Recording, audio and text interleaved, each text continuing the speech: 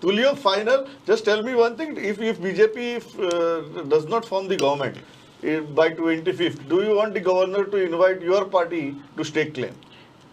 I think it is incumbent on the governor post election, if the leader of the single largest party has not come forward to stake the claim officially, to explore all the options available before him.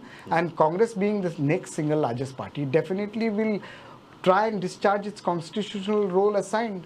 So if invited, you are saying Congress is ready to stake the claim? Obviously, because people of Goa have suffered for the last so many months. Okay, okay. We do not have a government in place. Okay. First, the model code of conduct. Now, a caretaker chief minister. There is no governance happening. The common man is suffering. There are still so many agitations one can see on the road. Nobody to attend to them. Nobody to take a decision. How is the Okay. How are the people supposed to react?